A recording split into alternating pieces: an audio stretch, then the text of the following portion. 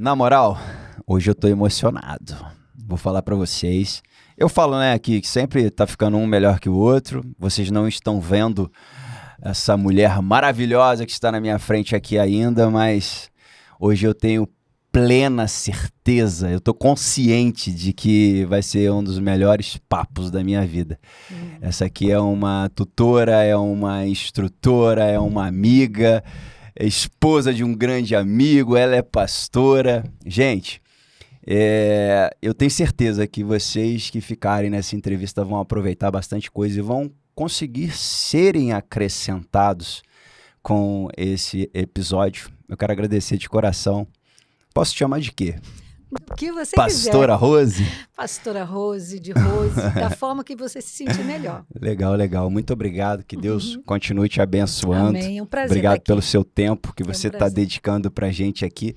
A gente, para quem não sabe, estamos na nossa igreja. Sim. Esse estúdio aqui é cedido pela igreja. Eu quero fazer novamente um agradecimento a todos os membros que foram positivos para que isso acontecesse, deram lá o sim deles, estão colaborando demais aí com a nossa audiência. Pastora Rose, e deixa eu só dar um adendo aqui rapidinho, gente. Você que está começando, iniciando esse podcast, deixa a sua curtida já agora. Deixa o seu comentário, que seja qualquer comentário que você queira. Por quê? Porque quando você faz isso, você mostra para o algoritmo do YouTube que a informação está sendo relevante. Faz isso, confia em mim, que você vai ver que essa informação aqui vai ser muito relevante para você. Me dá esse voto de confiança, então faz 3 coisas.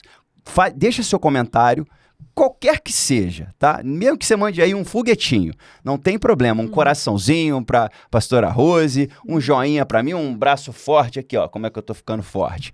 Manda aí o seu comentário, curte e se inscreve no canal, por favor, tá bom?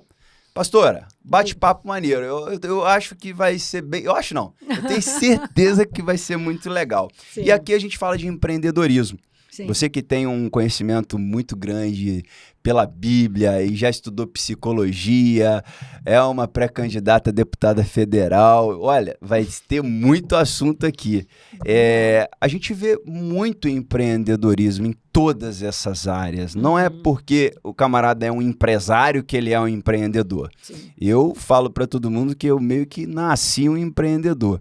Eu busco oportunidades, eu gosto de me comunicar, eu gosto de conversar, percebo você assim, na mesma sintonia minha, e a gente vai na história da pessoa para a gente ir adentrando nos assuntos. Como é que... Eu escutei um pouquinho essa história ontem, mas como é que foi esse início aí da Rosimar? Rosimar Ferraz. É porque eu só chamo de Rose, então... Rosimar Ferraz. Vamos lá, vamos do início. Como é que foi a sua história aí? Como é que você começou aí? Como é que você visualizou algo no empreendedorismo? Como é que foi a sua carreira? Como é que começou? Bem, eu venho de uma família muito dinâmica, disfuncional, mas onde eles tiravam proveito das adversidades. Então, eu vi meu pai, minha mãe trabalhando e empreendendo numa época que nem se falava disso. Minha mãe costurava roupas para a escola de samba, carnaval, todo mundo contactava a melhor costureira da minha cidade. Por quê? Porque ela dava conta. E quando ela não dava, ela contratava pessoas para ajudar. Ela costurava para fábricas de camisa que tinha na Brasil Industrial, em Paracambi. Que legal.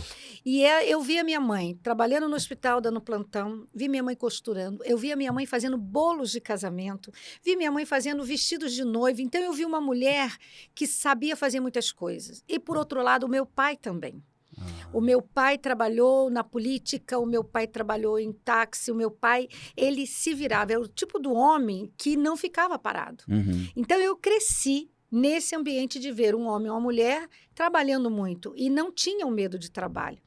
E quando eu fiz 12 anos, eu queria trabalhar. E meu pai, calma. Com 12 anos já? Com 12 anos eu queria já trabalhar Você não é daqui de Volta Redonda, né? Não, você é do Rio? Eu sou paracambiense. Ah, Paracambi.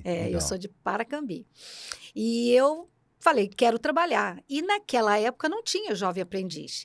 Mas eu era neta de um dos melhores prefeitos que Paracambi teve, Hélio Ferreira. Que legal. E aí meu avô tinha amizade na prefeitura e chegou no prefeito e disse assim, olha, eu tenho uma menina que ela é muito esperta e ela tem uma fome de aprender as coisas. Arruma um trabalho, mesmo que ela ganhe pouquinho, deixa ela entrar no setor e dá muito trabalho para ela aprender. Naquela época podia trabalhar com essa idade, né? Podia. Era legal. Eu lembro que meu pai começou a trabalhar numa gráfica com 12 anos. Sim, também. não tinha problema. Você só não tinha as leis do menor aprendiz que te amparava. Então, eu não tinha carteira assinada, eu não tinha benefício, eu não tinha férias, mas eu ganhava o meu salário todo mês direitinho. E aí, o que eu descobri? Eu descobri todos os setores de uma prefeitura. Ali eu pisei no poder público e fui aprender como funciona a tesouraria, como funciona a Secretaria de IPTU, de obras, como é que funciona a engenharia. Eu passei por todos os setores, dos 16 aos 17,5. Porque com 17 eu me formei professora. Também então, era inédito. Você entrou na prefeitura com 12? Não, com 16. Ah, com 16. Com 12 eu comecei a tirar o sossego dos meus pais para trabalhar fora. Entendi. Porque eu já administrava a minha casa. Eu já cuidava de um irmão, que era... São quantos? Um irmão só. Ah, tá. Tinha, né? Ele já se foi. Ele era 3 anos menor do que eu. Então, meus pais saíam cedo para trabalhar e diziam assim, olha, você é a dona da casa, cuida da casa. E eu tinha que cuidar da casa e olhar o meu irmão. Para não aprontar, para não brigar, para estudar. Então, meio que amadureci na marra. Então, 12 anos eu já tinha uma visão do que era responsabilidade com casa, com escola. Amava estudar, sempre gostei de estudar. E os melhores momentos da minha infância era quando chegava o final do ano, meu pai dizia assim, vamos lá na loja que eu vou te dar tudo que você quer para a escola. E eu saía com as coisas mais lindas Então você da sempre escola. gostou de estudar? Muito. E o meu pai me incentivava. Eu aprendi a ler com meu pai. Ah, que legal. Lendo um jornal, a notícia do Vasco da Gama. Eu sou vascaína até hoje. Ai, meu Deus. Eu sabia que eu ia descobrir um defeito dela. E eu casei com um flamenguista. Olha que incongruência. Tá ali atrás, ali, o nosso amigo Tony, flamenguista roxo. Não conseguiu converter a sua esposa ao Mengão? Não. E os filhos? A alfabetização do meu pai foi mais forte, porque eu li uma notícia do Vasco. O Vasco era campeão naquela época. Eu tinha só 7 anos. E você acha que impacta, assim, entrando por um pouco por esse lado emocional, impactou isso? Sim. Você ter aprendido a ler numa matéria do Vasco, você pensar, caramba, eu tive uma emoção tão grande ali que o Vasco vai ficar para sempre. Ficou porque a questão não era o Vasco da Gama. A questão era... Você ter conseguido ler. Eu consegui ler para o homem mais apaixonante da minha vida, que era o meu pai. Ah, legal. Entende? Bacana. Meu pai me colocou na mesa, eu estava sentada e o jornal aberto em cima da mesa. E ele já havia me ensinado os fonemas, né? O abecedário, que naquela época se chamava assim, e ele partia as palavras em pequenos fonemas. E quando teve a manchete do Vasco, né? Vasco da Gama, campeão nesse ano. Me lembro da frase. Aí o meu pai falou assim, vem cá, Rose, olha, lê aqui, o dedinho dele passeando aqui no jornal. E eu falei para ele, nossa, ele me pegou, ele me jogou pro alto. Era uma celebração. Quando foi isso? Eu tinha 7 anos, eu estou com 60. Você tem noção que esse foi o último título do Vasco ou não? Não importa.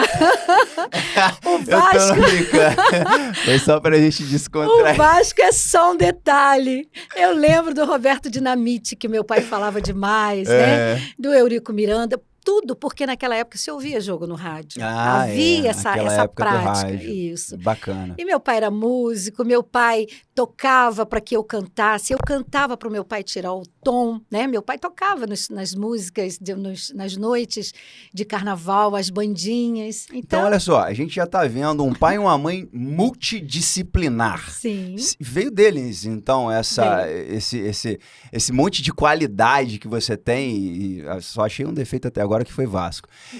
Veio dele? Você acha que exatamente isso? Veio dele, dos meus pais, e vieram também dos meus avós. Meus avós eram fazendeiros, agricultores, eram pessoas da terra. Então, tudo que nós comíamos, tirando sal, açúcar, a maior parte vinham das fazendas vizinhas. Então, o avô que era político? O avô que era político. Era pai de quem? Pai da minha mãe.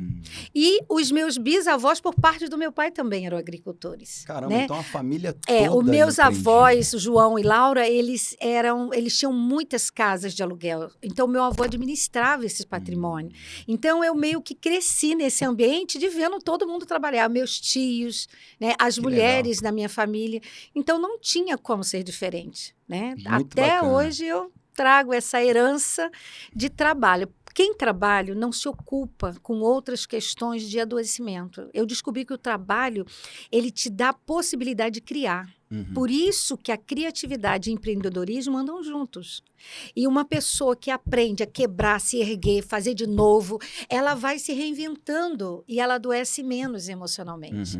Então, por que na pandemia eu foquei na criatividade e no empreendedorismo? Porque eu via que essa era a rota da saúde. Era uma vertente, uma oportunidade ali que você viu que tinha demanda. Sim, e eu prosperei na pandemia e eu ensinei mulheres. Eu tenho um círculo terapêutico com mulheres, que essas mulheres que passaram pelos meus cursos, pelas aulas que eu dei, pelos encontros depois presencial, elas hoje, a maioria, elas têm um negócio delas, um negócio próprio. Seja fazendo bolo, seja com artesanato, seja com laços de cabelo de menina.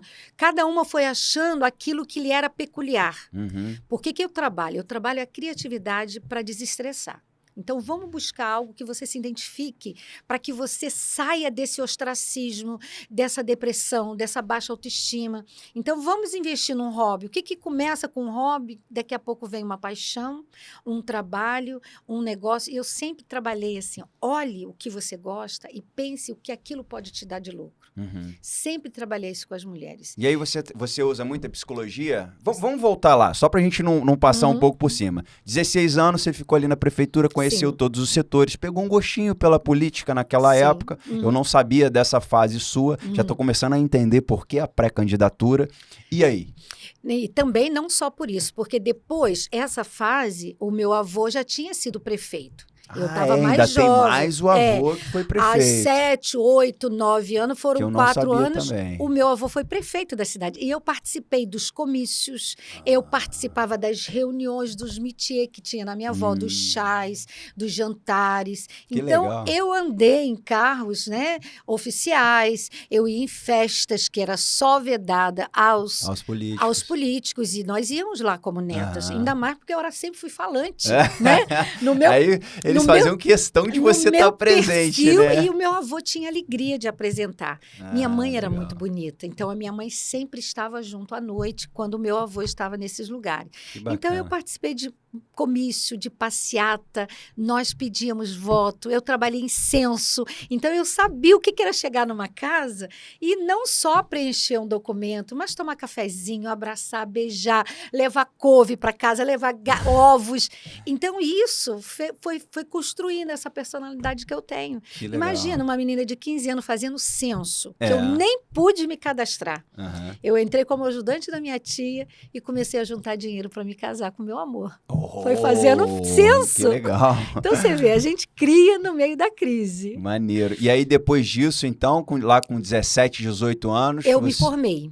Eu me formei professora, numa época também bem contemporânea, porque as meninas não se formavam com essa idade, elas se formavam com 18.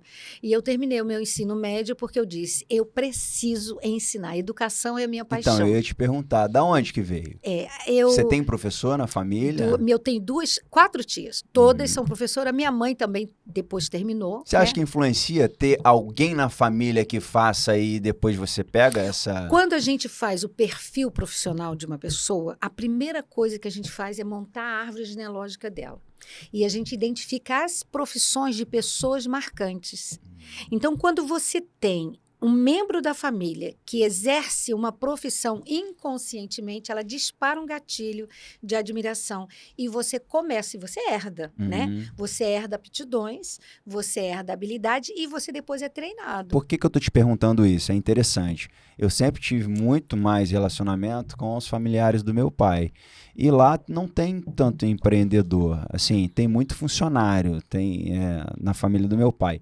E eu não tive tanto relacionamento com a família da minha mãe, mas eu puxei os meus tios por parte de mãe, que são todos empreendedores, assim, a maioria, entendeu? Por isso que eu tô te perguntando. Mesmo eu não tendo muito contato, como é que eu ia admirar se eu não tive contato com eles? A admiração não vem pelo contato, vem por herança genética. Isso é interessante. O seu DNA sabe. E nós temos um perfil e habilidades inatas quando nascemos. Então, nós sabemos fazer coisas que nós não sabemos por que fazemos. São chamados de intuições, discernimento. Você olha uma situação e aquilo vem como a luz. De onde brotou isso?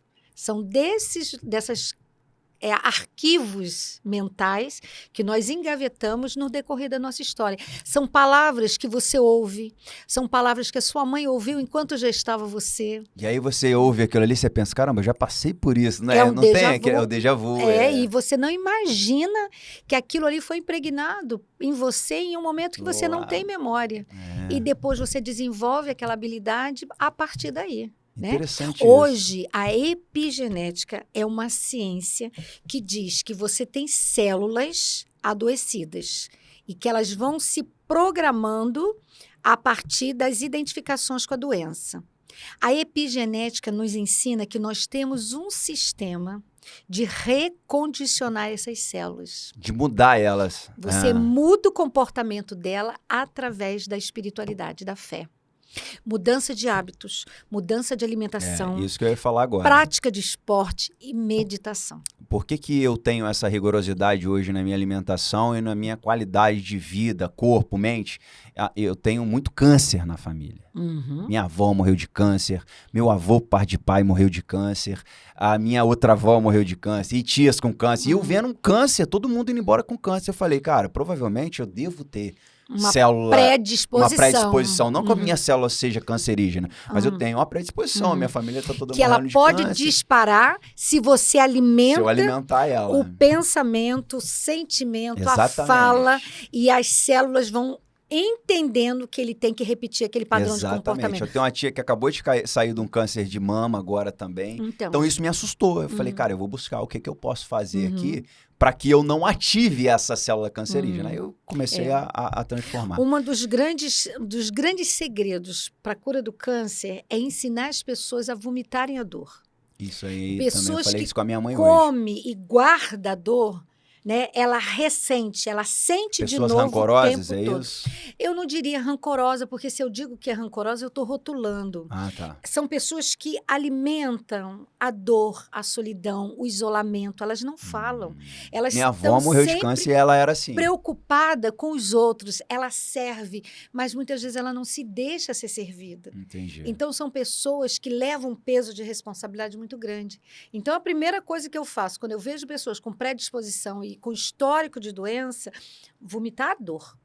Né? Vomitar como assim? Falar, jogar para fora? Você tem que externar aonde dói e falar daquilo que te fizeram e das pessoas que você viu adoecer e que você não se conforma. Você agora trouxe para mim uma indignação de ver um grande número de pessoas da sua família morrer e você não quer. O que você já disparou para o teu sistema nervoso? Eu não quero isso. Então, você já criou um mecanismo de reprogramação sem saber.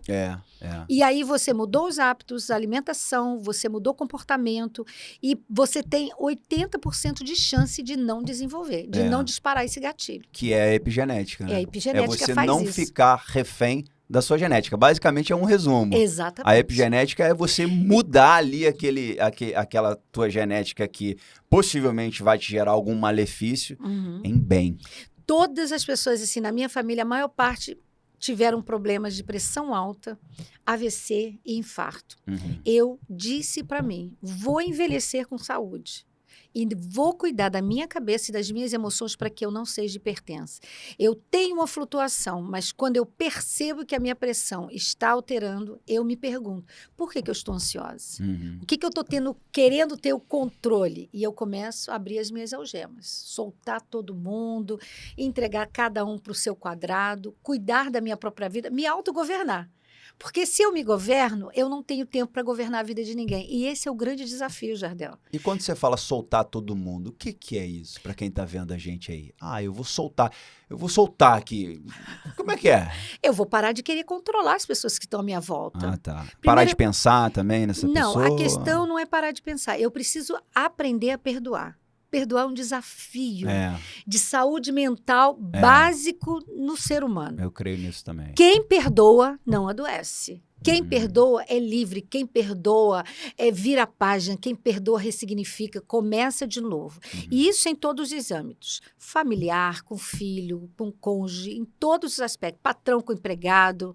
Eu tenho pacientes que são empregados que não conseguem prosperar. E eu falei, gente, não acredito que esse cara vai sair, eu vou dar alta para ele e não vou conseguir ajudá-lo. Um belo dia, eu intuí assim, esse cara tem alguém dentro do mercado de trabalho que ele guarda um ressentimento. E aí, o que eu descobri? Que ele tinha uma relação paternal com o patrão. Ele projetou a figura paterna no patrão. Quando o patrão não atendeu, ele guardou uma mágoa e um ressentimento daquele patrão. Então, ele fez com o patrão o que o pai fez com ele na adolescência. E ele se autocondenou a não prosperar, porque ele se tornou insignificante para aquele grande homem que era o empresário. E ele não parava em emprego. O dia que nós trabalhamos a questão da paternidade, do auto-perdão, porque ele precisava se perdoar, e perdoar aquele homem que não era o pai dele. Ele era o patrão. O patrão tem o direito de dar limite e dizer, olha, eu te pago para isso e você tem que devolver isso. Quando ele entendeu, né, que você, como profissional... Ele fazia com todos os patrões? Ou era um específico? Não, todos os lugares. O primeiro patrão marcou a história dele, que foi o primeiro pai dele, o primeiro grande pai que deu a oportunidade da vida dele. E depois, ele repetiu o padrão de comportamento em todas as empresas. Ele não parava. Quando ele descobriu isso numa sessão, porque eu sou psicodramatista também, é um outro ramo da psicologia que eu me especializei para trabalhar com grupo. Psicodramatista? É, psicodramatista. Qual que é? É a psicologia de quê? É uma ciência que lida com a terapia através da vivência. Eu não converso com você. É mais ou menos relacionado ao eneagrama, não? Tem alguma coisa? O eneagrama você põe no papel. Você identifica e você monta as casinhas, você dá funções e você enxerga. É como a constelação com os bonecos, que você coloca lá e você nomeia. O psicodrama a gente faz uma vivência.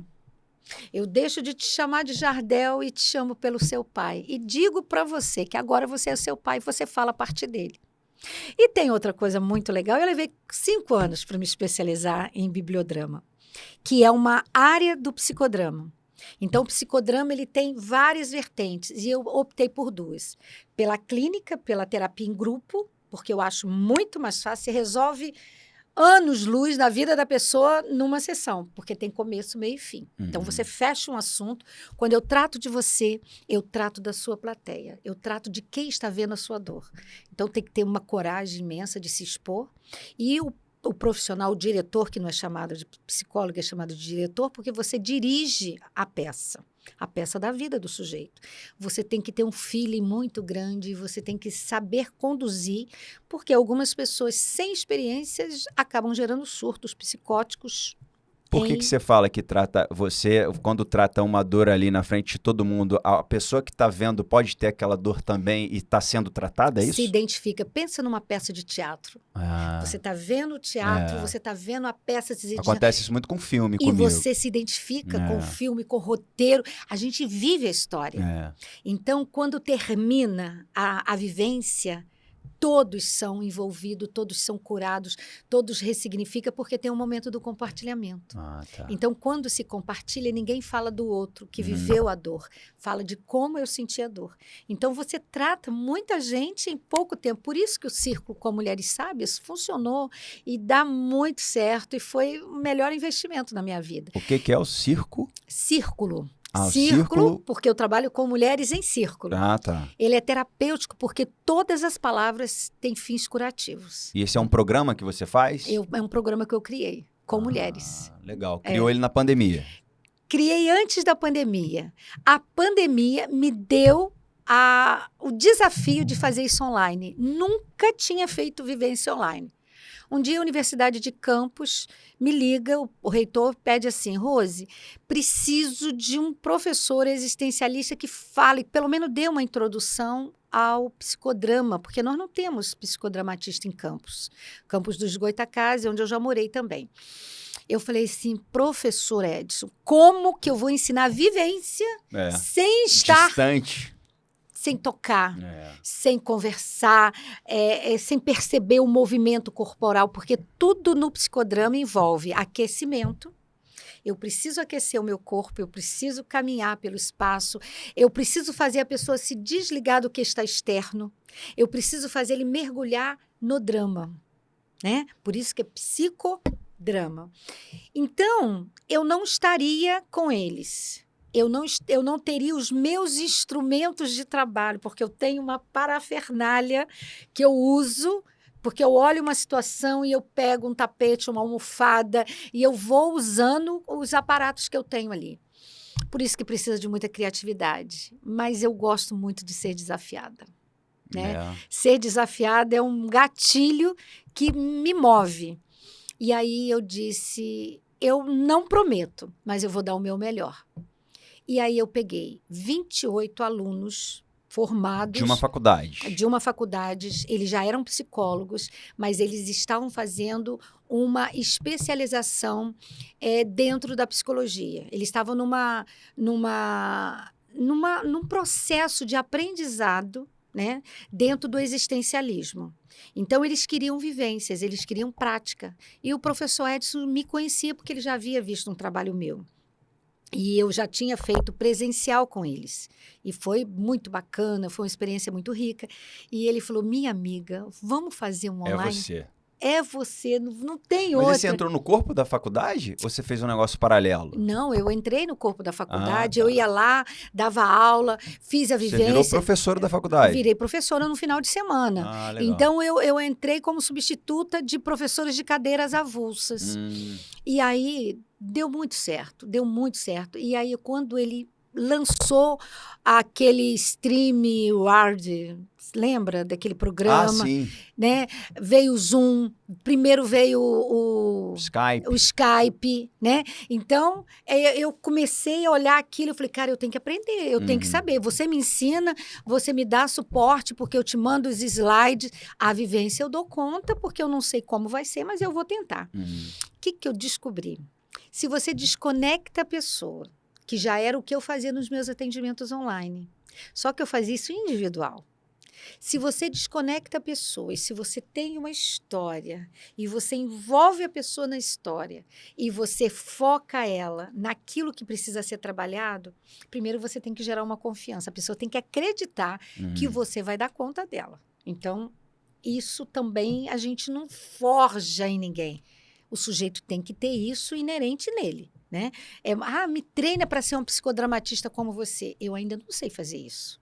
Porque eu acho que isso é uma mágica que você tem que ler muito, você tem que se dispor a estudar, a compreender muita coisa, e eu faço isso há muitos anos. E você não ficou meio apreensiva de serem só psicólogos já formados ali, a princípio? Não, porque ninguém conhecia a teoria. Tá. A teoria de Moreno... Mas você não era muito conflitada, não? Não, a teoria de Moreno é uma teoria que mais me identificou porque ele fala da centelha divina que tem dentro do homem, sabe? O que é a centelha divina? É a fé, é a certeza de que tem algo além do que é palpável, né? Então, eu já tinha um domínio E aí, eu tinha uma terapeuta que ele disse, Rose, Introdução ao Psicodrama, esse é o livro que vai te dar a base. E eu mergulhei naquele livro, montei o meu mapa mental, montei o meu cronograma e fui com a cara e a coragem. E deu super certo. 28 psicólogos apaixonaram. Inclusive, tenho 6 alunos que hoje estão terminando já a formação em psicodrama, que isso já tem 5 anos, por causa daquela aula, daquela vivência. Que né? legal. Aí eu guardei os slides, eu mandei para todo mundo e foi um chororô, por quê? Eles se identificaram com a dor, romperam barreiras, sabe? E hoje são excelentes profissionais.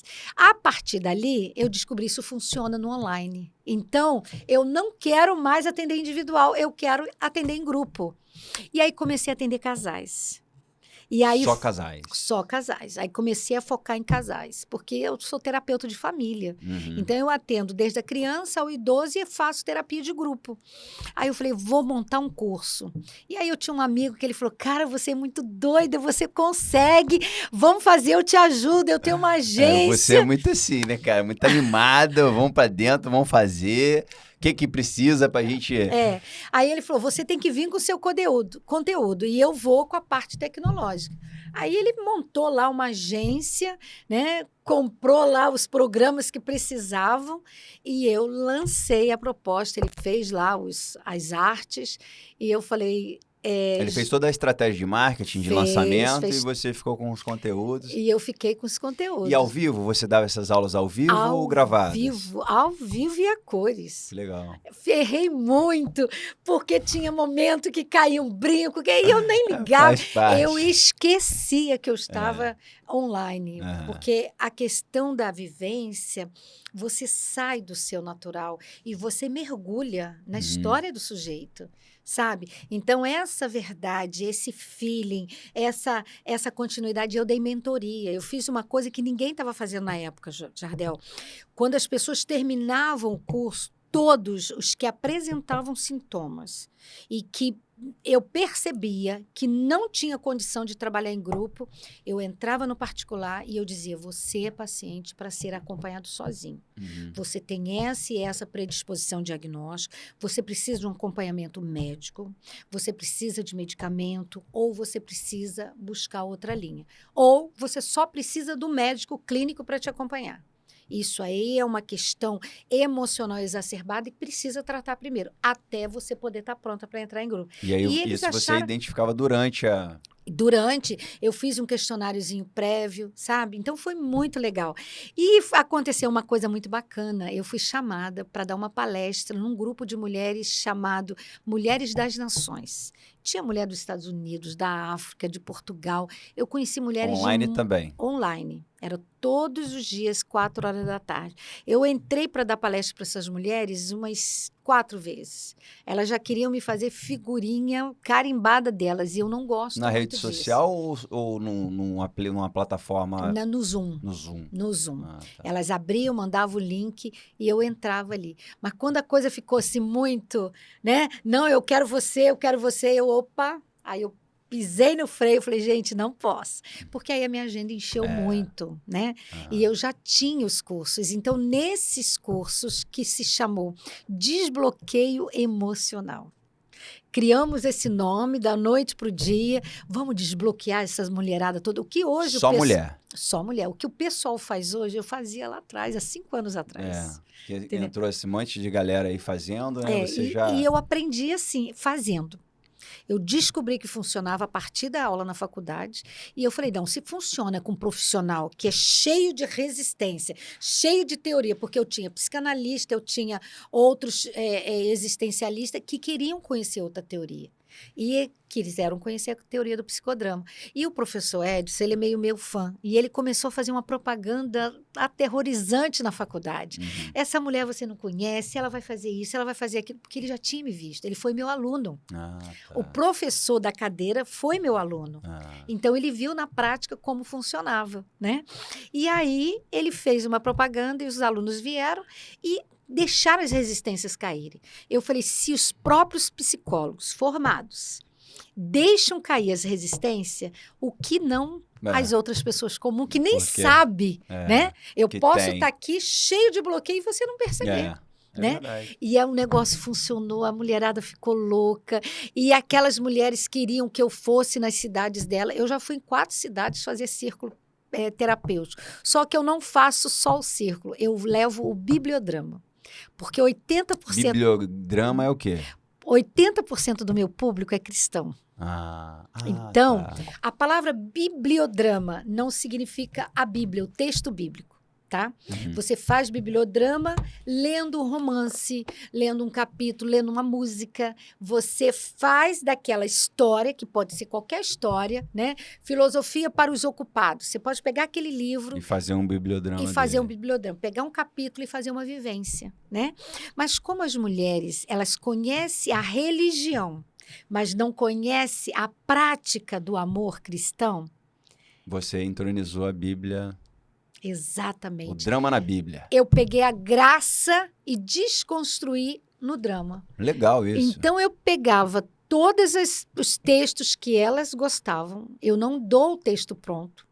O que vocês gostam na Bíblia? Você, Jardel, o que você gosta na Bíblia? Qual o texto bíblico que te apaixona? História de quem na Bíblia? De Jesus. Tá, mas... Basicamente ali, eu não consegui sair ainda de Marcos, Lucas, Mateus, aquela história Mas ali. isso é muito genérico. É genérico? O que de Jesus te atrai? Uma cena. Pensa numa cena de Jesus e isso te cativa, te enche os olhos. A cena que mais me deixa não só intrigado, mas que me deixa assim pensativo é a cena que as pessoas chegam com aquela mulher para Jesus para apedrejar ela e ele tá ali riscando o chão.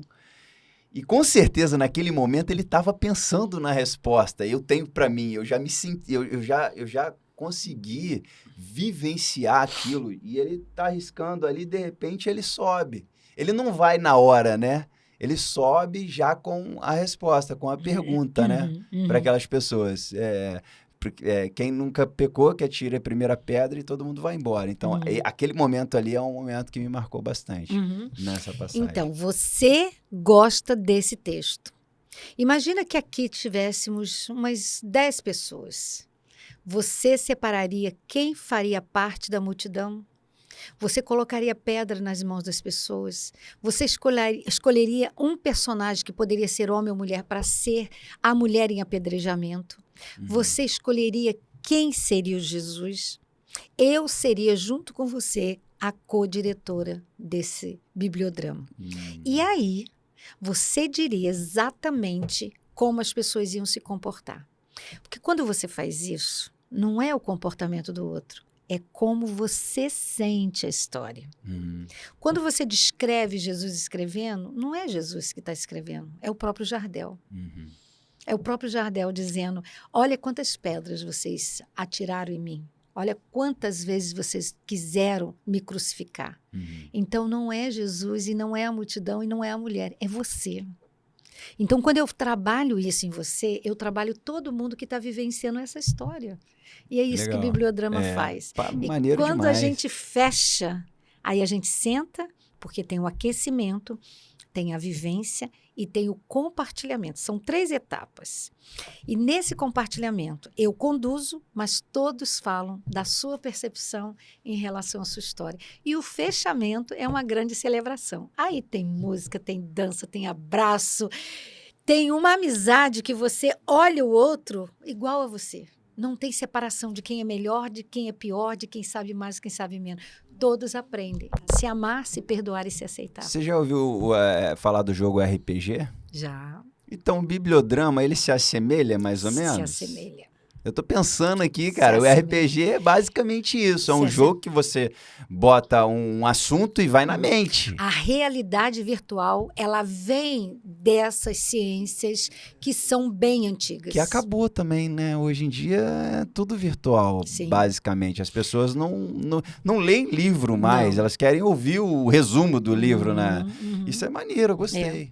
E quando a gente pega esses pequenos trechos de livros, de músicas e de histórias, a gente traz a história para a vivência, você meio que desconecta as pessoas dos celulares. A primeira coisa que eu faço para se entrar num círculo, tira o seu sapato. Você vai ficar desprovido das suas resistências físicas. O sapato diz o quê? Fala do seu lugar de controle. Então, deixa o seu sapato lá fora, vamos aprender a dançar, vamos aprender a falar. E com isso, você volta para a sua essência, que é para a sua origem. Legal, né? Bacana. Isso é um bibliodrama. E olha só, para a gente voltar lá, depois que você fez o ensino fundamental e você já sabia que você ia ser uma professora. Porque da minha cidade não tinha muita opção. Ou era um curso técnico em contabilidade, sim. ou era as ciências humanas da educação, ou era a pedagogia. É o magistrado que fala, Exatamente. Né? E o meu ensino fundamental, né, ele foi um ensino técnico. Havia uma escola técnica na minha cidade onde os diretores, já há muito tempo, eles tinham essa visão de mundo que hoje não tem. Eles ensinavam técnicas de escritório. O que essa técnica de escritório ensinava? Ensinava o aluno a fazer livro caixa. Eu aprendi contabilidade sem ser contadora. Legal. Eu aprendi que o que entra tem que ser maior do que o que sai. Eu aprendi a fazer arquivos, arquivar por assuntos. Eu aprendi datilografia, tudo incentivado. No terceiro ano, no segundo ano ali? No ensino fundamental. Do 7º e o 8º ano. Nos 2 últimos anos. Não se vê mais isso. Não. Nem com colégio particular dos mais caros. Eu lembro do nome desses diretores. Era Dona Orminda e professor Célio. Bacana. Eles entendiam que o menino e a menina eles tinham que saber e sair da escola pronto, pelo menos para trabalhar, para ajudar essa família, porque a minha cidade não tinha emprego. Os empregos estavam em Nova Iguaçu. Você tinha que ir para o centro da cidade. Até hoje ainda tem muita dificuldade com o emprego. Então, eles tinham essa visão. E eu tive o privilégio de estudar nessa escola. Que legal. Tive o privilégio de ter uma professora de educação física que me ensinou cultura. Eu aprendi sobre culturas da afro, eu aprendi sobre a cultura brasileira, eu aprendi sobre dança. Então, eu também me especializei nessa fase em respeitar a cultura do outro. E eu tinha dentro de casa uma Você vê uma professora de educação física ensinando educação física. Dona Maria Helena, me lembro até hoje. Bacana. E sempre que ela fazia as festas, sempre tinha uma dança, né, de algum estado do Brasil. E ela pedia para que as mães caracterizassem as meninas. E eu adorava dançar, me vestir de uma rainha. Você nunca foi tímida, né? Nada, minha timidez passou longe lá do meu arraial. Tímida era o Tony, né? Tony... Depois você tirou a timidez dele toda. Depois eu desbloqueei esse homem, que hoje ele é brincalhão até demais. E a psicologia veio da onde? A psicologia veio dos amigos.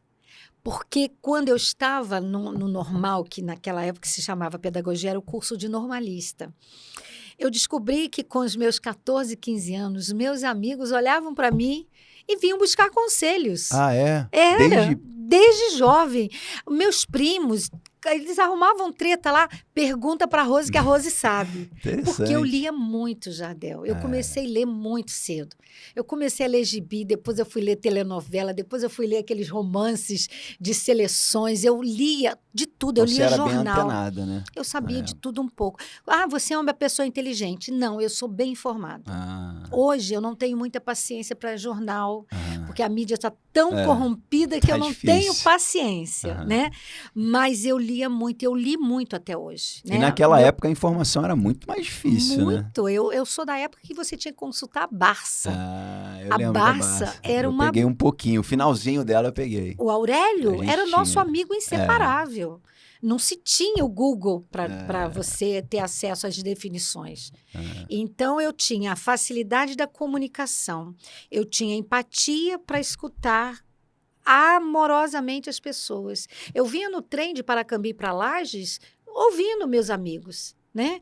Eu começava a namorar um rapazinho, batendo papo, daqui a pouco ele se encantava, estava apaixonado, me pedindo conselho. Não, eu tenho que casar com você. Não posso, não, a gente é só amigo. E aí a coisa ficava assim. Porque eu era muito comunicativa. Tanto é que quando eu fiz o meu perfil profissional, a primeira coisa que deu foi jornalismo. Legal. Para mim já deu no jornalismo também. Deu jornalismo por causa da comunicação. Mas quando eu entro na questão do relacionamento, a psicologia vem com força, que é uma ciência humana. Eu tentei psicologia hospitalar por causa da saúde dos meus pais sempre envolvidos na área de saúde. Eu achei que eu poderia ser uma ótima psicóloga hospitalar. Mas o esquema da empresa, hospital, me decepcionou. Então, você fica engessado. Só pode isso, só pode aquilo. Isso depois de você formada já? Depois de formada. Aí eu falei, não dá. Eu sou livre e eu preciso lidar com a criatividade. Eu não posso ficar dentro de um sistema engessado. Pensei na psicologia de RH. Você precisa trabalhar engessado e eu não dei conta. Você está a serviço do patrão e, às vezes, em detrimento do sofrimento que o sujeito te apresenta. Você gosta mais da liberdade, né? Muito. Eu nasci livre. Eu sou livre. Quem me prende, me perde. Você nunca foi CLT depois da prefeitura? Depois da prefeitura, eu trabalhei no estaleiro Verome, que hoje é a Brasfel. Sim, trabalhei. Primeiro, o meu primeiro CLT foi numa empresa de pescado em Angra dos Reis. Fiquei 7 anos lá, quando eu criei os meus filhos. Numa distribuidora de peixe? Numa distribuidora. Entrei e descobri um esquema de corrupção. E, sem querer, eu desmontei a corrupção do irmão do dono. Eu não sabia que ele estava desviando dinheiro. E eu comecei a organizar, porque eu já sabia administrar recursos alheios, né? E eu comecei a pensar assim, bom, eu sou mulher, só trabalho com homens, que eram os motoristas, carreteiros, e as empresas no Nordeste que eu tinha que despachar essa carga. Então, eu preciso me colocar aqui. Eles precisam saber quem eu sou e eles precisam ver integridade em mim. Integridade é algo que a gente não negocia. Então, como que você mostra integridade? Como você lida com dinheiro. Então, eu peguei tudo que eu tinha de papel, de documento que estava no escritório e trouxe o meu conhecimento, que eu já tinha aprendido de prefeitura, de família.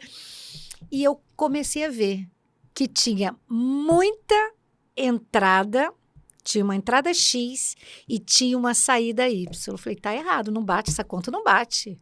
E aí, um belo dia, o patrão vem de Caruaru, do Nordeste. Rose, vamos fazer um encontro, vamos chamar meu irmão e vamos sentar aqui para a gente ver como é que é a empresa. Eu estava 6 meses nessa empresa. Nossa. Vamos ver como é que funciona. E ele não sabia que eu guardava os recibos, que eu xerocava, que eu guardava, e tudo eu documentava. Não havia computadores naquela época. Naquela época era tudo na munheca. Tudo na munheca. E eu guardava, eu tinha uma pasta que era minha, que eu levava, eram os meus documentos de prestação de conta. E quando eu prestei as minhas contas, e o irmão prestou a conta dele, não bateu. E aí foi um trem tão constrangedor. E aí ele tirou. Naquele dia ele falou assim, a partir de hoje, você... O comando é seu. O comando é seu. E eu pude colocar ordem na casa. E o irmão vazou ou ficou sob seu comando? Ele ficou ali como um parceiro. Seu chefe virou seu comandado ali. Ele ganhava muito mais do que eu, ele tinha benefícios que eu não tinha, mas eu ganhei a confiança de um bom patrão. Legal. Depois de 1 ano eu fiquei grávida. E eu falei para ele, eu não tenho direito de trabalhar grávida, porque eu não sei como eu vou reagir, a minha primeira gestação. Ele sentou comigo e falou assim, o que você precisa para trabalhar e ter o seu nenê com você? Eu faço o que você quiser. Que legal. Aí ele contratou uma ajudante, ele contratou uma pessoa para fazer serviço de rua para que eu não saísse do escritório. Que bacana. Meu filho nasceu e ele foi um dos padrinhos de Leandro. Legal. Né? E foi muito legal. Tá vivo porque ainda ele? Tá vivo, ele já é velhinho. Não, ele mora em Pernambuco. Tá. Ele é o dono da Brahma em Pernambuco. Que legal. E ele tentou me levar para Pernambuco várias vezes, mas o Tony boicotou ele. Né? Quando eu saí da empresa, ele disse, Rose, eu quero tanto te mostrar para você que eu sou grato. E ele me deu um telefone. Naquela época, um telefone era ouro. Nós vendemos aquela linha telefônica e compramos um terreno em Angra. Que legal. Então, quando veio, né? Depois, quando o Leandro estava com 6 meses, eu fiquei grávida da minha segunda filha. Aí eu falei, bom, seu Gabriel, não tem jeito, seu Raimundo, não tem jeito, agora eu vou ter que sair. Não, nós vamos dar um jeito.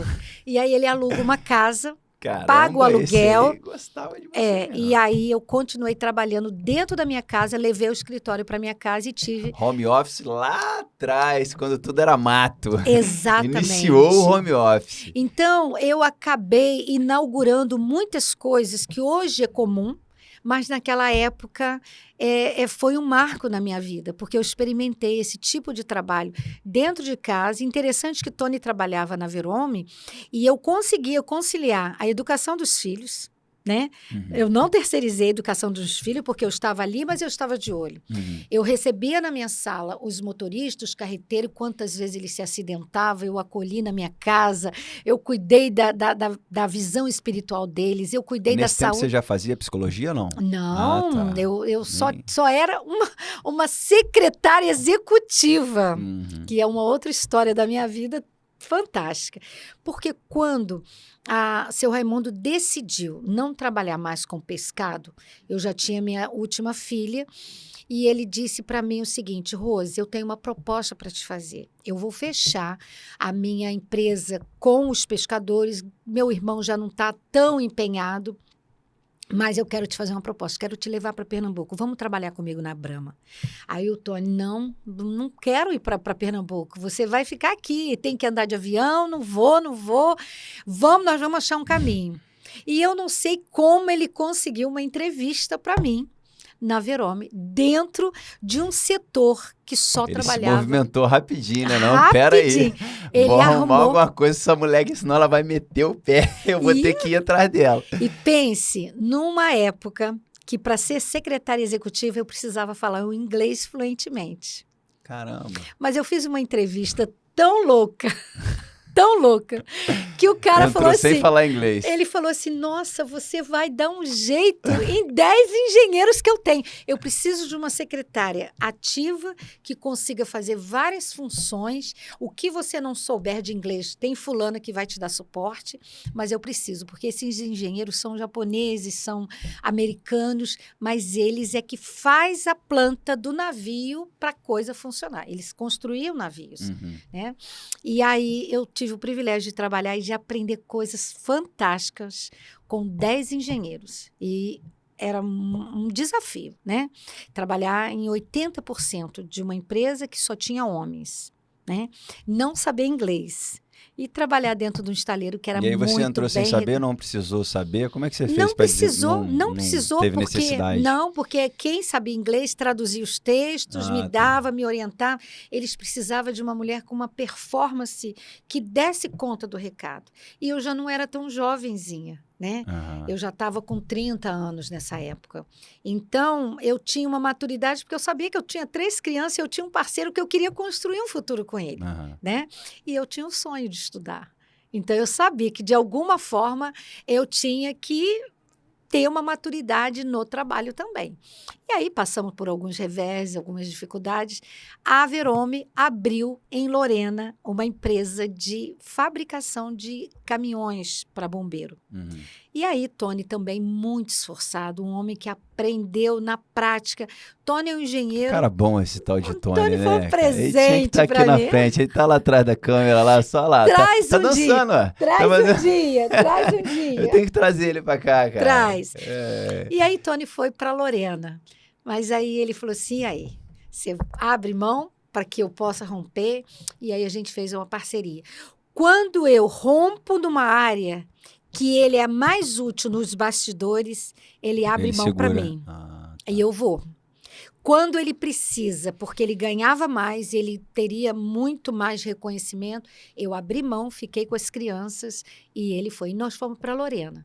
Né? Ele ficou um tempo, acho que 2 anos. Depois de 2 anos, ele foi chamado para trabalhar numa mineradora, MBR, em Mangaratiba. Né? Aí eu volto também, fico... Acompanhando ele no bastidor ali, cuidando das crianças. Em Campo Grande, morando na Praça do Skate, não sei se você conhece. Não conheço. Campo Grande é uma cidade fantástica, perto de Santa Cruz. E aí eu fui conhecer o interiorzão do Rio de Janeiro, né? A Baixada Fluminense. E aí eu fui fazendo outras conexões, agora não mais como pessoa dentro do métier de empresa, mas eu comecei a fortalecer a minha visão espiritual e o meu chamado pastoral. E aí eu fui me dedicar ao trabalho social nas igrejas, nas comunidades carentes, cristãs, né? Então, e Tony foi conhecendo o meio maçom. Foi convidado. Olha ele! Diante daquilo que ele sabia fazer. Mas ali ele fez a coisa que mais me encanta no Tony. O Tony me escolheu, escolheu a família dele, não escolheu a riqueza e não escolheu o caminho mais fácil. Isso me fez... Ele não entrou na maçonaria? Não. Nós íamos montar uma empresa e a maçonaria ia acolher essa empresa dele dentro da mineração. E ele disse não. Você não concorda. Muito forte, né? Você não apoia isso. Você tem uma visão diferente, porque eu já estava na minha prática cristã. Ele casou sabendo que eu queria um homem que não me deixasse fora do evangelho. E aí ele ainda não praticava o cristianismo? Nessa época entendi. Ainda não. Na MBR, quando ele disse não, ele disse para mim, eu acredito que esse homem está bem perto. Estava com o pezinho lá quase. Com a entrada na MBR, nós tivemos o privilégio de comprar o nosso primeiro apartamento em Santa Cruz, que eles chamavam lá no bairro de Bem Bolado, porque ele era todo bonitinho, todo arrumadinho. E aquele Bem Bolado foi o nosso primeiro patrimônio. Juntos, né? Com o dinheiro que ele ganhou também lá, ele pôde me dar um carro zero. Ó, que legal. O meu primeiro carro zero foi dado pelo meu marido, que também me ensinou a dirigir, né? Legal. Você acredita que Tony me ensinou a dirigir com 17 anos num caminhão? É mesmo? Aprendeu no mais difícil, depois que pegou o carro, passeou. A minha avó quase surtou. Ele tinha um caminhão de caçamba. E ele falou assim, o carro, ele é grande, mas você é maior do que o carro. E Tony me desafiava. Que legal. Ele me ensinou a passar marcha, ele me ensinou a dar ré. Ele me ensinou que o carro podia estar sob meu comando. Então, ele sempre me jogou para cima. Ele sempre acreditou que eu podia ir aonde eu quisesse. E você aprendeu ali a dirigir no caminhão? Aprendi as primeiras coisas, né? Andei pouquinho. Depois ele me deu um carrinho, um Fiat Uno, né? Um vermelhinho. Depois ele me deu um Fusca, que eu era apaixonada. Eu gosto de Fusca até hoje. Quem teve Fusca... eu sou apaixonada. Minha mãe também fala que sente muita saudade do Fusquinha dela. E ele foi me ensinando, Rose, calma, vai devagar. E eu depois fui embora, viajava de Angra para Cambi com 3 crianças dentro do carro. Enfim, Tony confiava em mim. Eu fazia as maluquices e ele carimbava, né? Que legal. Eu brinco assim, hoje, eu sou uma pipa e ele é o meu carretel. Que legal. Ele enrola o meu carretel e às vezes ele diz assim, ele dá a linha, né? Ele dá a linha, mas às vezes ele enrola e ele tira a pipa do ar, né? Sim. Que é a hora de eu descansar, de eu não encher a agenda, de eu ficar mais com ele, porque ele me centra, né? Eu digo assim, eu sou o fogo e ele é a terra. É perceptível. Ele é um cara já mais tranquilo, mais calmo. E você é aceleradona desse jeito aí. Eu sou 220, ele é 110, mas se eu não tenho ele, eu acho que eu não daria conta de ser feliz como eu sou. Né? Que legal. É uma parceria. E você uma hora, no início da nossa conversa, você disse assim, e como surgiu essa vontade de estar na política? Porque eu sempre estive, né? Desde a minha infância. O que te moveu a se apresentar como pré-candidata? A política, ela veio como um destravador, porque Deus sabia que ele não poderia usar qualquer pessoa, porque convite eu já recebi muitos e de diversos segmentos, né? Então eu não podia receber de um político, de uma pessoa influente, porque eu não daria crédito. Deus usou o meu marido. É mesmo? Veio dele? Veio dele. E isso não veio agora, isso já vem há 10 anos, ele me empurrando para uma candidatura no município, como vereadora, como prefeita. Ele me vem em escalas da sociedade que muitas vezes eu não me vejo, sabe? Eu não me vejo com essa potência toda que ele me vê.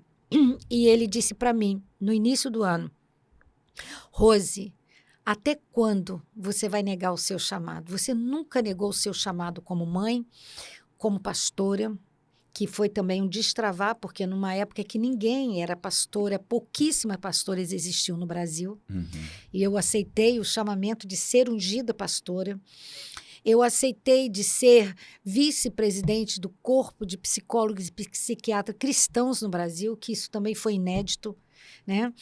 Então, eu aceitei muitos desafios, mas a política me amedrontava porque eu conheci o lado bom e o lado ruim da política. Eu vi. Você viu lá com seu avô, na época, na prefeitura. Eu vi as traições, eu vi as mentiras, eu vi o fake news, quando não se tinha esse nome.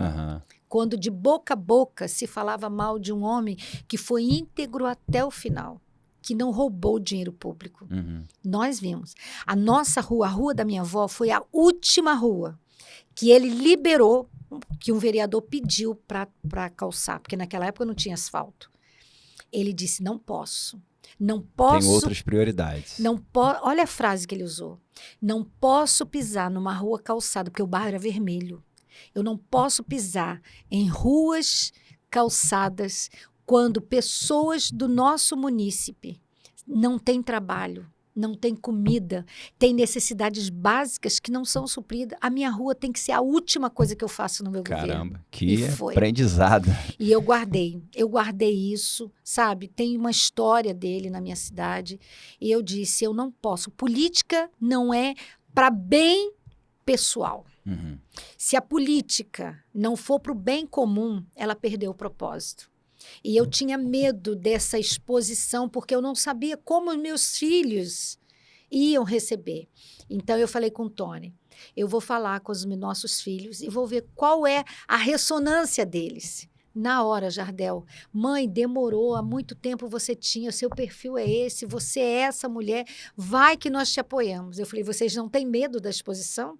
Porque filhos de candidato vira bandido, vira corrupto, eles são perseguidos. Vão para cima de qualquer jeito. E aí eu falei, vocês estão dispostos?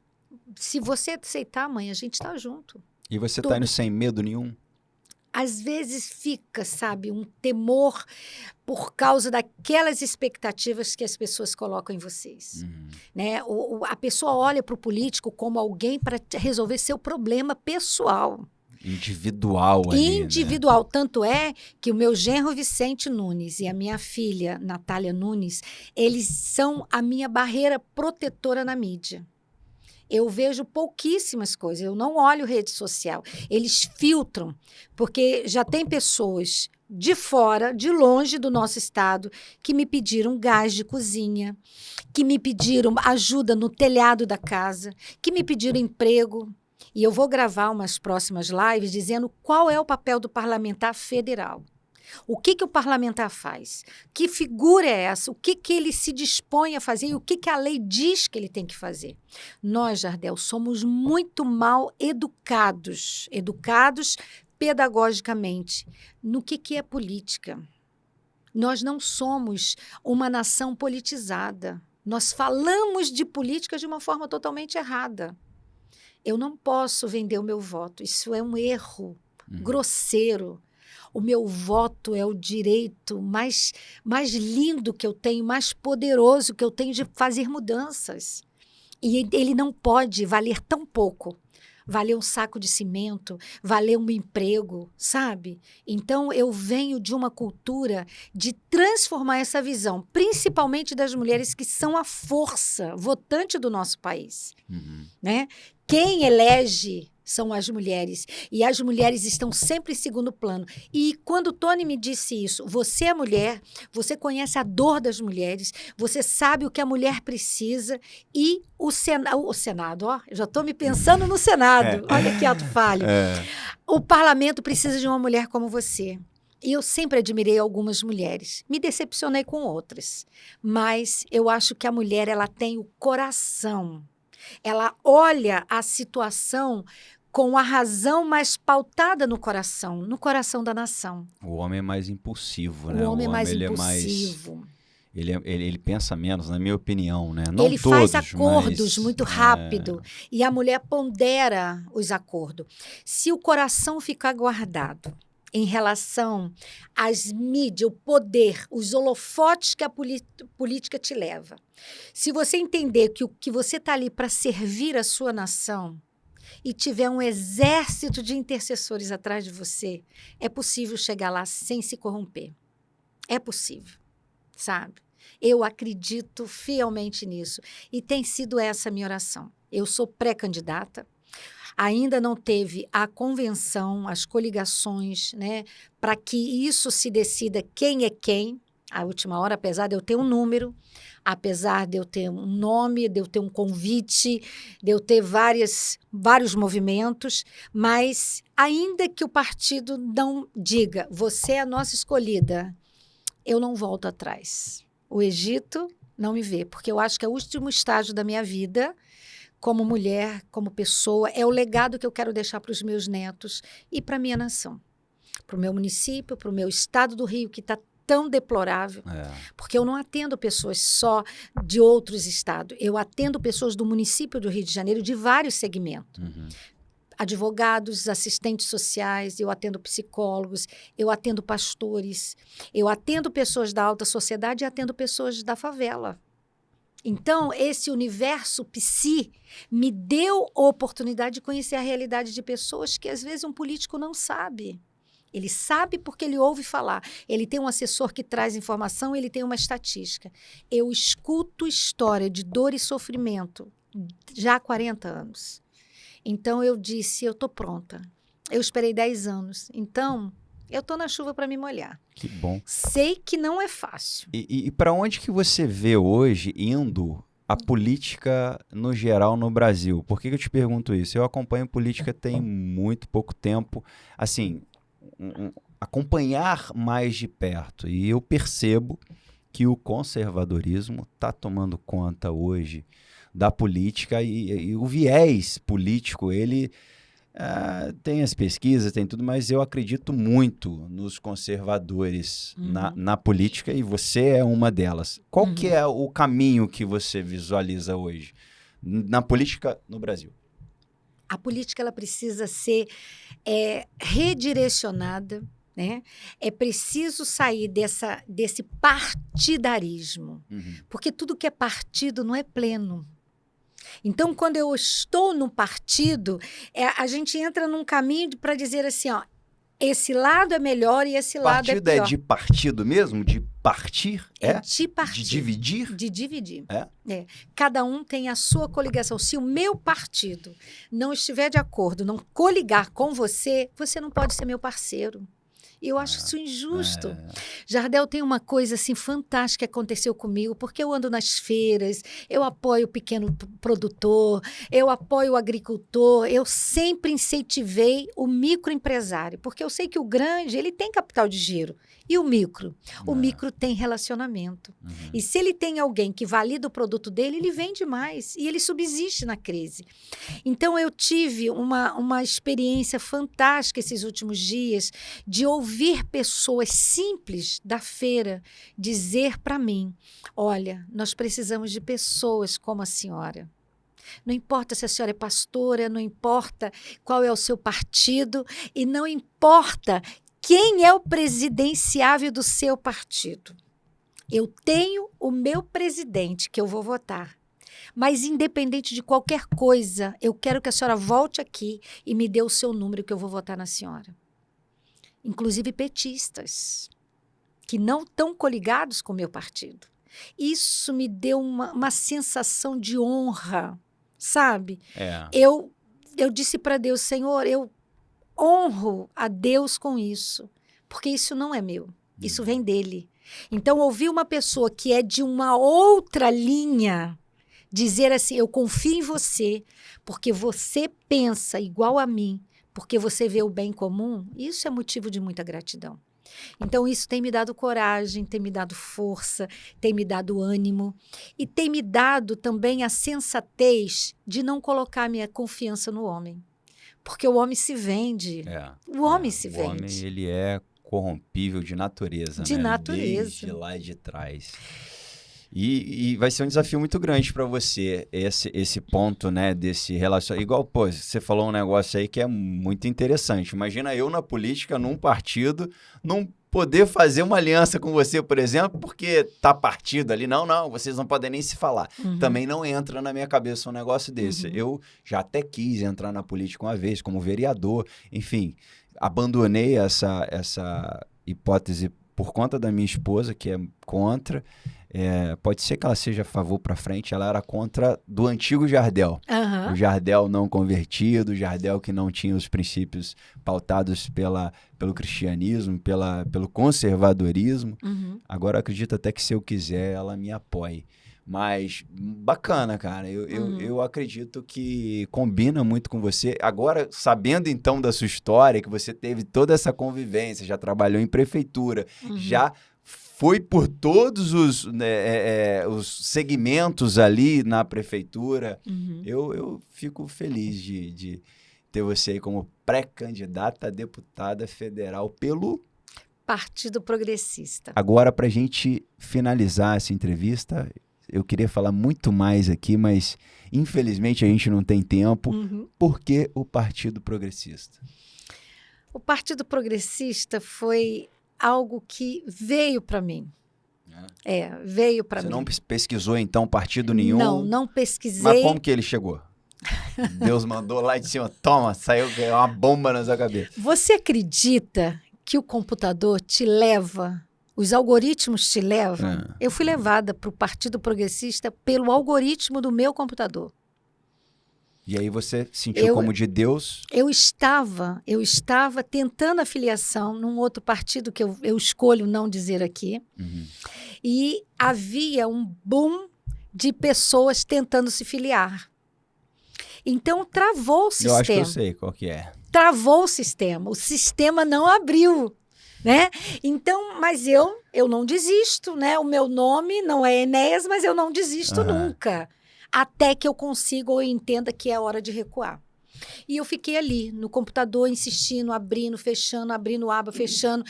Reiniciei o computador, orei, falei, Senhor, se for da tua vontade, se está no teu coração me colocar nisso, eu não quero mais insistir. Eu vou ligar o computador, eu vou botar no Google e eu vou me filiar. Porque havia um prazo de filiação. E a pessoa que havia me convidado é uma pessoa muito querida, chamada Ana Maria Lima, de São Paulo. Né? É a minha intercessora e ela disse, Rose, se filia hoje. E me filia também e filia o Tony. E não deixa passar de hoje. Então, até meia-noite a gente tem que se filiar, nós três. Quem não se filiou ainda não tem como mais. Não poderia se candidatar. Se filiar pode até hoje, mas para ser candidato, não.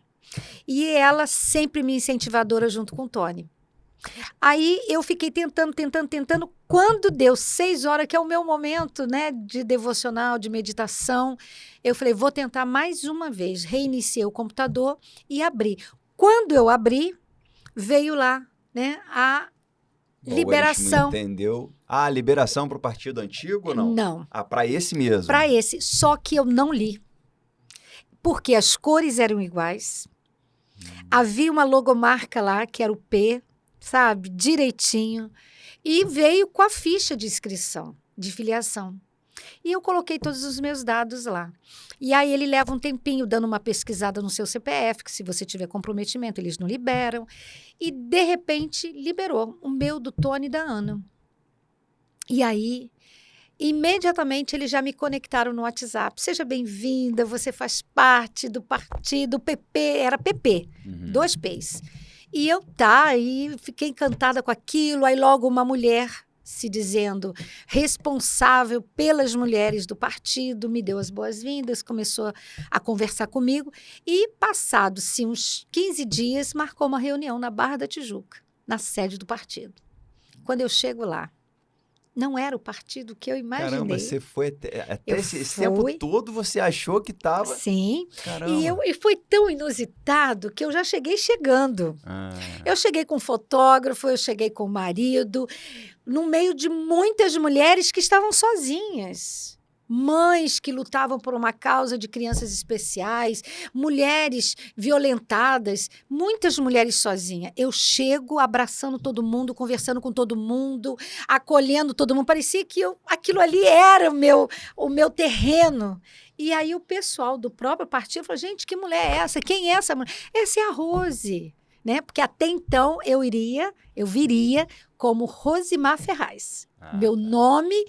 Né? E o meu sobrenome de solteira, porque o meu sobrenome de casada é Medeiros. Então, eu viria como psicóloga, psicodramatista, eu viria como uma profissional da área da saúde mental, que era a minha intenção. Eu não queria vir como cristã. E com 1 hora de conversa com o responsável pela campanha do Rio de Janeiro, disse para mim, olha, eu sou espírita, acho que não tem problema nenhum eu falar isso para a senhora, mas eu sinto assim mesmo. Eu sinto e eu gostaria de te dizer uma coisa e a senhora pensa. Não vem como psicóloga, não. Seu legado como psicóloga é desse tamanho. Seu legado como pastora é desse tamanho. Né? A senhora tem uma história na política, a senhora tem uma história na comunidade, a senhora tem uma história num chamado de pastora. Venha como pastora Rose. Aquilo eu fiz isso. Meu Deus. É isso, Senhor. E Deus falou para mim que ele me daria um sinal. Ele usaria a boca de alguém improvável para eu acreditar. Ele virou meu amigo, eu pude orar por ele quando eu saí de lá, sabe? Legal. Volta e meia, ele pergunta quando que eu vou lá para levar os olhinhos para ele, né? Enfim. E eu saí. E Tony, num determinado momento, falou para mim, Rose, ele me manda uma mensagem no WhatsApp e disse para mim, Rose, nós estamos no lugar errado. Isso aqui não é o partido do candidato que você me falou. Cara, eu falei assim, Deus, é muita loucura para minha cabeça. É para eu não duvidar. E Deus falou para mim assim, você é como Gideão. Se eu molho a lã no sereno, você não vem. Eu tive que fazer assim, porque você precisava ver para crer, filha. E aí a minha amiga, que foi junta comigo para também ser deputada estadual, ela não foi aprovada. Não foi? Não, ela não foi. Aí ela me chama e ela fala assim, pastora, posso te falar uma coisa? Ela é a menina que abre a sala do Zoom da igreja online que eu acabei pastoreando, que outro dia eu te conto essa história. Ela disse assim, olha aqui, não tem acaso. Eu aprendi com a senhora que não existe acaso na nossa vida. Todas as coisas cooperam para o bem daqueles que amam a Deus. Vamos lá conversar. Nada é coincidência. Tudo está escrito. Tudo está escrito. Deus tem o propósito de botar a senhora aqui. E por que a senhora tem que ficar nesse partido? Acabou ali, eu falei assim... Selou, né? Segurei a mão dela, segurei a mão do Tony. Vocês estão junto comigo? Vamos embora. Todo mundo entrou na sala. E aí nós tivemos essa conversa que foi muito produtiva. O Vicente, o Tony, eu, a Mônica. E a Mônica olhou para mim e ela disse assim, esse número... Se esse número estiver disponível, que eu não posso revelar que número é esse, mas o somatório desse número é 7. Se esse número estiver disponível, é esse lugar que Deus vai te dar. E ela no meu pé, mexendo no meu pé, ninguém viu. Pergunta sobre esse número. E eu perguntei ao secretário dele, né? O secretário Cajueiro. Era a minha próxima pergunta. Que é o Pedro. Que tem o tal do 7? Né? O 7 é plenitude. Né? O 7, na cultura judaico-cristã, fala de plenitude. É um tempo de um fechamento. É a última montanha que você conquista. Bom, e eu estou no meu último estágio. Falou, no último estágio. Na minha velhice, eu vou dar mais fruto do que eu dei na minha juventude. Como? Com a força da caneta. Com a força do discurso, com a força da mobilização, de trazer pessoas para o centro da compreensão do que é esse jogo, porque a política é um jogo. E a gente pode jogar as regras que nos impõem ou a gente pode criar nossas próprias regras. E eu tenho um Deus criativo, um Deus que diz que ele também é senhor da política, porque ele é senhor do Brasil. Ele está acima de qualquer político, do mais poderoso. E essa terra é extremamente abençoada, ela é cobiçada em todas as áreas. Seja no cultivo da terra, seja na Amazônia, seja na medicação que nós produzimos. A gente mora num país muito bom. Muito abençoado. Bom. E com uma cultura diversa, né? Sinceramente, o Brasil tá indo, assim, bem devagar ainda, mas para um caminho bem legal. Nós temos riquezas que todo mundo cobiça. A nossa água, a nossa terra, o nosso alimento, né? O nosso povo e a nossa alegria, né? Então, o nosso povo, ele é maravilhoso. E eu faço, né? Eu quero terminar aqui dizendo para todas as pessoas que assistirem, não abra sua boca para falar mal da sua nação. Porque só quem morou fora, quem fez missões transcultural, sabe que o Brasil é o melhor lugar no mundo. Apesar de toda a deficiência na saúde pública, é o único país que tem o SUS. Os médicos que vieram de fora, porque a minha filha é médica, eles disseram, nós nunca vimos uma saúde, apesar de todas as dificuldades, como essa que tem no Brasil. Nós nunca vimos uma terra tão abençoada e tão próspera como essa. Então, não fale mal da sua nação. Porque quando você fala mal da sua nação, você está falando mal de você, da sua casa. Então, abra sua boca e abençoe esse país. Abençoe os governantes. Abençoe a política. Profetize que a política vai ser purificada, porque pessoas do bem vão chegar lá. Vai haver um tempero. Né? E eu acredito que Deus está levantando homens e mulheres para fazer a diferença nessa nação. E tá mesmo. O que você falou aí faz muito sentido com... Eu estava conversando com um conhecido esses dias que é intermediador de conflito da ONU. E eu falando que entrei num assunto para... Não estava falando mal do Brasil, mas estava falando de algumas coisas. Ele falou, Jardel, deixa eu falar um negócio para você. Eu vou te botar um dia só na Somália. Eu vou te botar um dia só em qualquer país da África. Eu vou te botar um dia só na Venezuela. Eu vou por todos esses países, cara. Eu te aponto aqui, assim, em 1 minuto, 50, 100 países muito piores do que o Brasil. Mas você não tem noção. Você não sabe o que você está falando. Você já saiu do Brasil? Eu falei, já saí algumas vezes, mas fui para países melhores e tal. Então, cara, o Brasil é maravilhoso. O Brasil é uma potência que, se ele for para um lado que eu acredito que está indo, a gente vai voar, cara. Sim. Então, até o parceiro que faz o podcast comigo aqui, ele fala muito mal do Brasil também, mas porque ele já morou na Austrália, já morou nos Estados Unidos. Então, é muito mais fácil de você fazer essa comparação. Mas se a gente pisar aqui fora um pouquinho, Argentina, Bolívia, Colômbia, a gente vai dar graças a Deus ao país que a gente mora. E eu aprendi a conhecer o mundo na intercessão, orando pela janela 10x40. Quando nós voltarmos aqui, eu vou falar um pouquinho, porque quando você é intercessor, você não ora pelo que é bom naquele país, você ora por aquilo que é deficitário, né? Então, eu aprendi a orar pela janela 10x40, que é onde o evangelho da graça não chega, é onde a comida não chega, é onde o saneamento não chega, é onde a exploração de criança é uma prática religiosa e aceita pelo governo, onde matar crianças no ventre é prática comum daquelas pessoas, né? Comer entre ratos, macacos, é uma prática comum. Então, quando você é intercessor, você começa a amar as nações. E quando você ama as nações que passam por isso, você ama o estrangeiro e você vê o Brasil lidar e cuidar do estrangeiro, é maravilhoso. Bom demais, cara. Bom demais. Então, não tem como não amar a política, não amar o país, né? E quero convidar os seus ouvintes a seguir lá no meu Instagram. Ah, com certeza. O nosso amigo Serginho vai botar as redes sociais aí. Porque eu agora, a partir de então, eu vou começar a falar sobre o cristão e a política. Legal. Porque se eu conheço o evangelho da graça, eu preciso ser uma pessoa politizada. Política não é do diabo e não é do mal.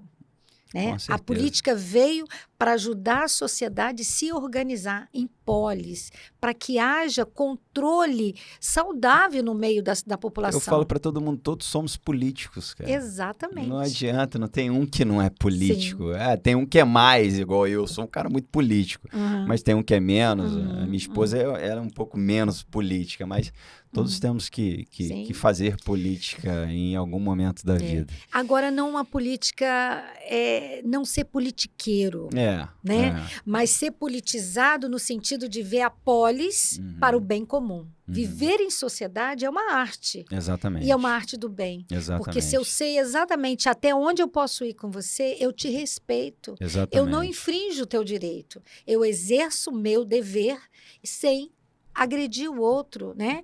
É a direção no trânsito, direção defensiva, né? É não sujar, é cuidar do meio ambiente. Isso é educação, né? Com certeza. E nós precisamos pensar voltar no essas todo, sempre. Exatamente.